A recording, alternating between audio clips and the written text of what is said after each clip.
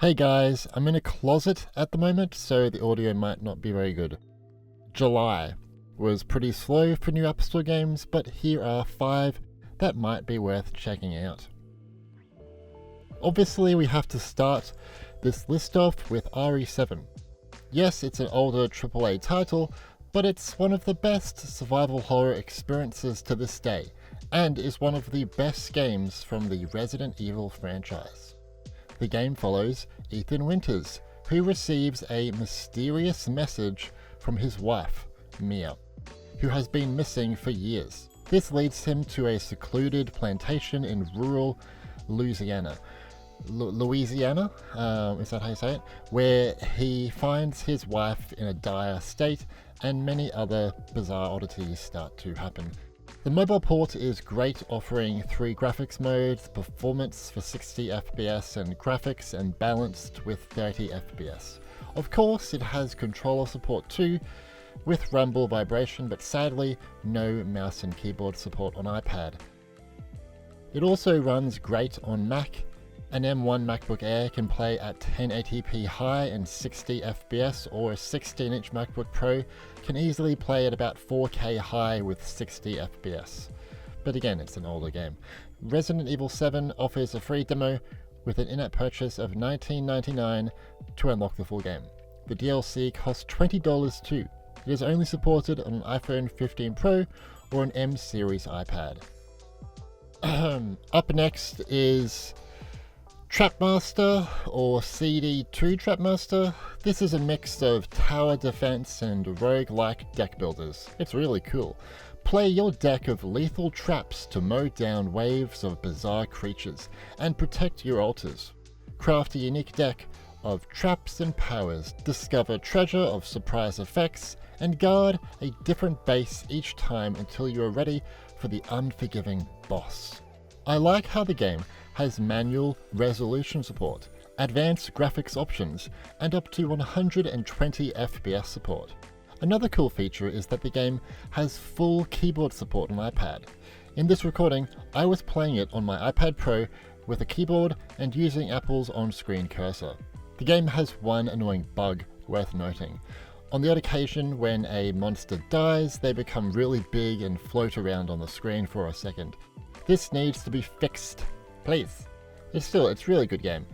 TrapMaster costs $5.99 USD. It is available on iPhone, iPad, and Mac as the iPad version. Now it's time to take a look at Outlanders 2. This one actually took me by surprise, as I always liked the first game. It was pretty good, but it was lacking content. And this one, it delivers content-wise. It features a campaign mode with 21 levels right now, and more coming. A challenge mode, which is updated bi-weekly. A sandbox mode. It also has fully revamped graphics. They look pretty good. New tropic lands and winterlands biomes with weather events. Double the number of buildings and resources, and a charming cast of leaders with unique personalities. I just want to point out that I especially love how each character has their own little backstory when you click on them. It's really nice. On iPhone, I wish the game would let me play in landscape mode. Honestly, I think the game is better played in landscape mode compared to portrait, so I prefer playing the game on iPad or Mac right now. It's quite a hard game though, but the tutorial does a good job at showing you how to play with the right amount of hand-holding. Outlanders 2 is available to Apple Arcade subscribers on the App Store. It is available on iPhone, iPad, Apple TV, and Mac. I know, the Pathless. It isn't a new game, so why is it on this list, Mr. Macwright? Why? Well, it was removed from Apple Arcade late last year, and I was sad. And only recently it was brought back as a paid game. Yippee! It's still criminally underrated, and so many people never gave the game a chance as they didn't want to subscribe to Arcade. Now is your chance if you want to buy it. Become the hunter who travels to a mystical island to dispel a curse of darkness that grips the world. Forge a connection with your eagle companion and explore the open world. Perform fluid acrobatics and execute awesome trick shots with a unique archery system that allows effortless shooting while moving at high speeds. The game looks absolutely gorgeous, even if it does play at just 30 FPS. It also has controller rumble support and implements it very well. Sadly, there is no Mac or Apple TV version right now. What? But I'm hoping this comes in a future update. The Pathless costs $9.99 USD.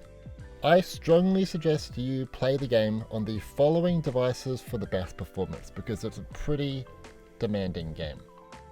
Now let's take a look at Arranger. This is a cool indie puzzle adventure RPG title. It combines a lot of genres. You basically slide tiles to explore the world and solve problems. It's really unique. The story unfolds through a interconnected grid that spans the entire world.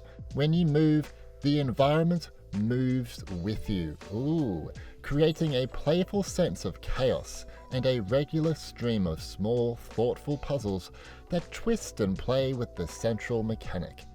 I will say, I might be dumb, but I found the game really challenging. I'm not very good at puzzle games. It doesn't hold your hand, this game. It doesn't really show you what to do, but that is half the fun. I really wish the game supported 60 FPS though. It runs at 30 FPS. Arranger is only available to Netflix subscribers on the App Store. It is only supported on iPhone and iPad. Here are some bonus games. Spirit of the Island is a colourful co-op life sim RPG. It's pretty good on PC, but the mobile port is heavily downgraded in graphics, and there are numerous bugs and controller support is very bad. Once these issues are fixed, I will be able to highly recommend it. Minesweeper. Yes, Minesweeper. It's now on Netflix. Yeah, it's on Netflix. This is a great little casual game to play, and being on Netflix means there are thankfully no ads or in-app purchases. Yippee! Royal Card Clash is a reimagining, they say, of classic card games like Solitaire, obviously, with just you and a deck of playing cards. It's free to play with ads, sadly, although you can pay to remove them, or you could just put your device offline and they won't come up. So what do you think of this list of new App Store games from July 2024? Are you impressed or disappointed? Yeah, I'm sorry guys, not one of my best lists so far this year, but I still wanted to put out this video regardless. I know Disney, Speedstorm and Zenless Zone Zero released in July, but I'm trying to move away from showing games like those ones on this channel and seeing how it goes. We have some good premium releases coming in the next few months, so be sure to stay tuned to my channel, which is called Mr. Mac Right. Why did I call it that? That's a good question. My name's Stewie and thanks for watching. Anyway, I'm free from the closet! Yay!